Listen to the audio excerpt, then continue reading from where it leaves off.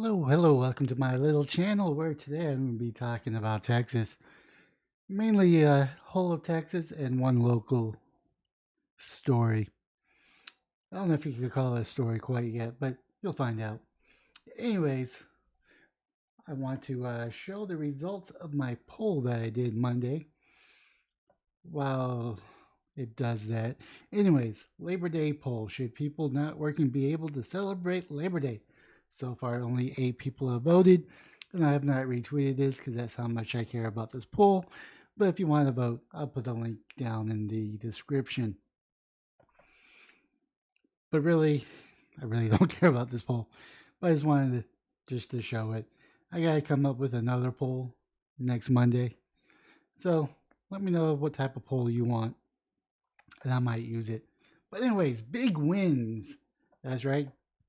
According to the Austin American Spaceman, or Statesman, Governor Greg Abbott signed the Republican-backed voting bill into law Tuesday, making good on a promise to rewrite the state election practice despite sharp oppositions and quorum-busting walkouts by the cowards I call Democrats.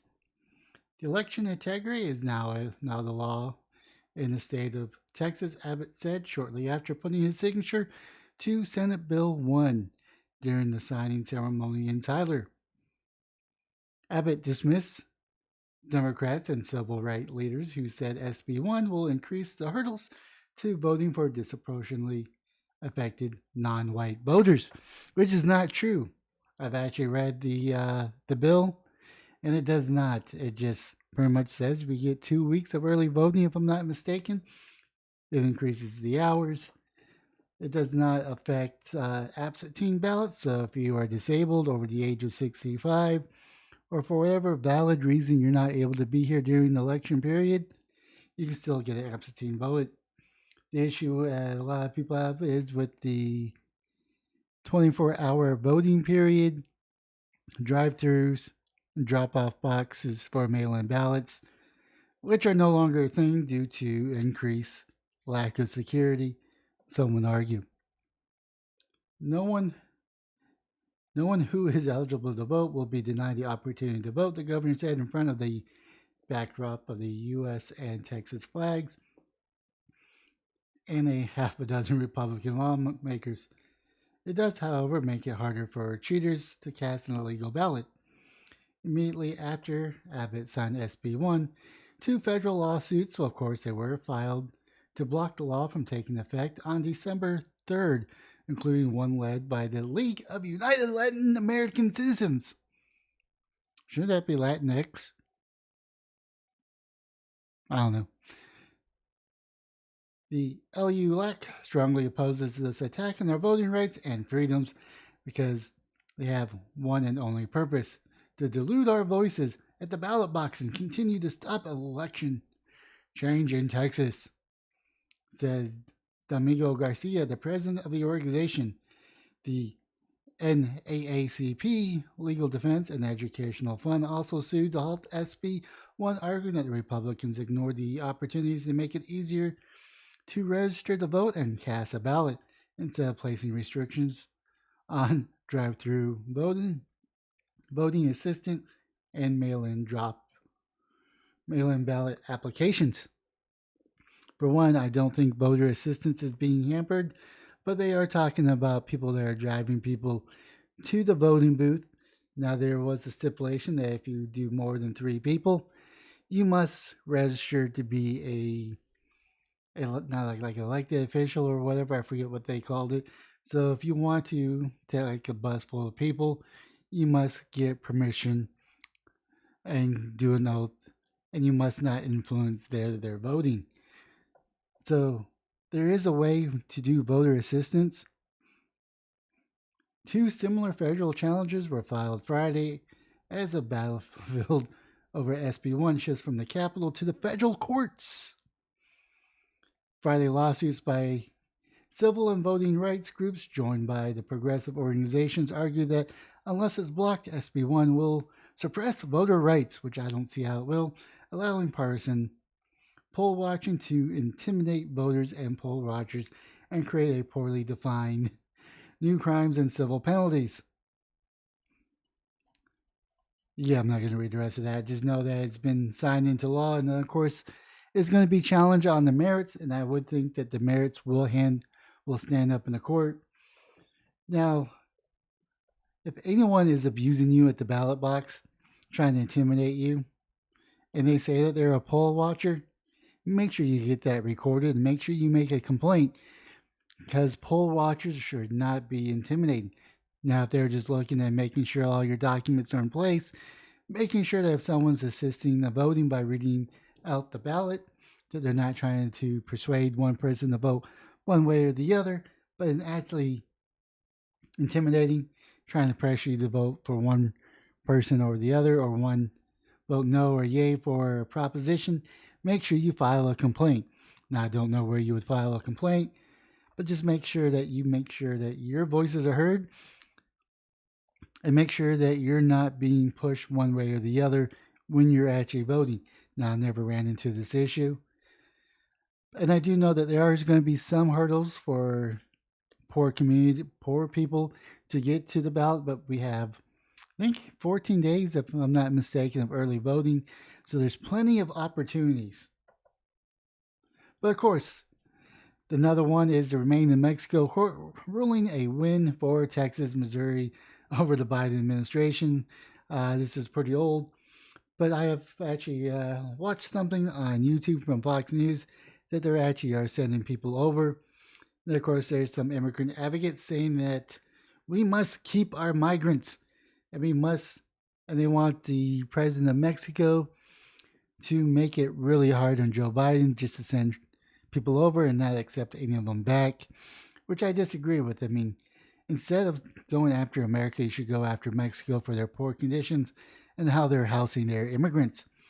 Most importantly, Mexico must put a stop on their southern border to create a cascade effect to stop the migrants coming to the United States. Now, I'm not against immigration by no means. If you want to come here legally, either through the refugee program or legal immigration, you fill out the paperwork, you become a green card holder, you get a sponsor, all that yada yada yada. I am not opposed to that if you do it legally. It's the I'm just going to walk across the border because why not is what I have an issue with. And for all those people that want to come back at me saying they're leaving areas where they're not able to have opportunities and they're drug ridden and crime infested. While I do care about those things, and those things should be addressed, but those are for the people that are leaving to fix their own country. We fixed our own country by kicking out the Brits, and they could do the same thing with their drug lords and gang lords. They could do that. I mean, they could unite. The power of uniting can move mountains.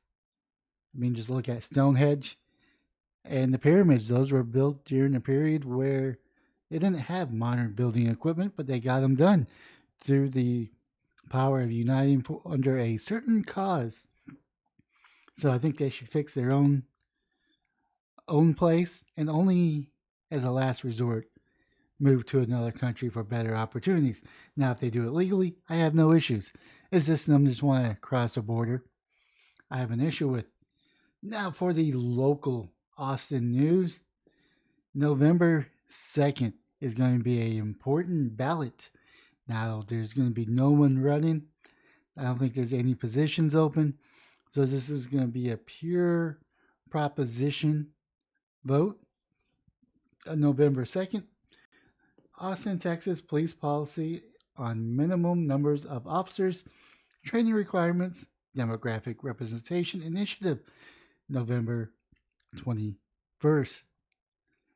A yes vote supports this ballot initiative to establish the minimum police staffing that requires there to be at least 2 police officers for every 1,000 residents of Austin, as additional 40 hours of police training each year on topics such as active shooting scenarios, critical thinking, and defensive tactics, and provide police with additional compensation for being Proficiency in non-English languages, enrolling in cadet mentoring programs, and being able to recognize honorable conduct. A no vote opposes this ballot initiative that establishes minimum policing staffing required there to be at least 2 police officers for each 1,000 residents and make other changes to police policing. I don't get it. I vote no. Oh, opposes. That's right, opposes.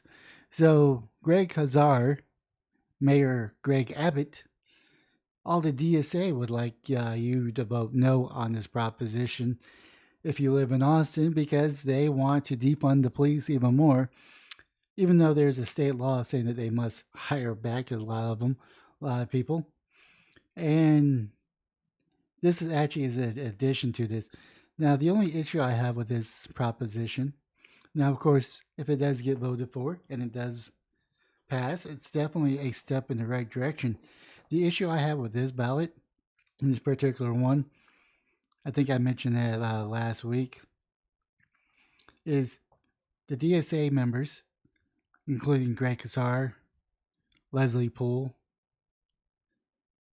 Mayor Adler, and I forget who the other ones, but it was unanimous, voted to defund the police.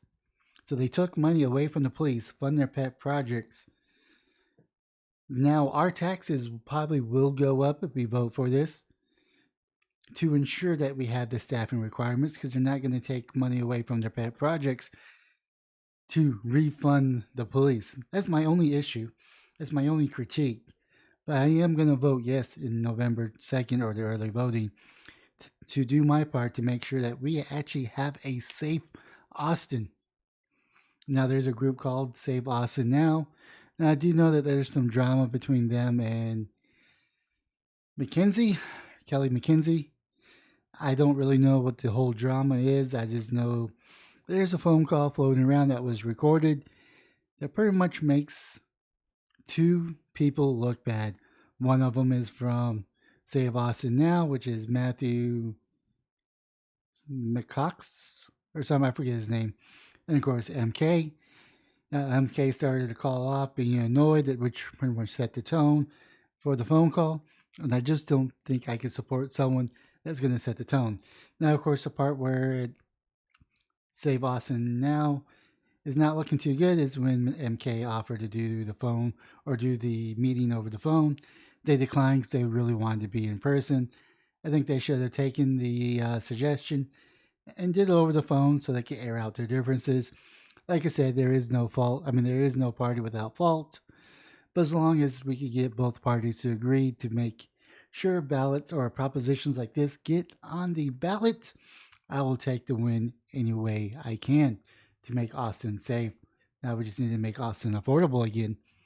With that being said, leave a comment down below on what your thoughts are on the stories I've commented on.